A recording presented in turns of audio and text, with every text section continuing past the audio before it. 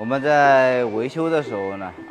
可能会碰到拆很多东西啊。一个呢是为了我们维修品质更加的好。在这里呢也顺便问候一下我们的设计师怎么搞得这么麻烦，换这么一点东西要拆这么多玩意儿。那么我们来讲讲身边这台车的一个故障案例客户来解决几个问题。一个是我们急加速的时候会出现短暂式的失火、缺火，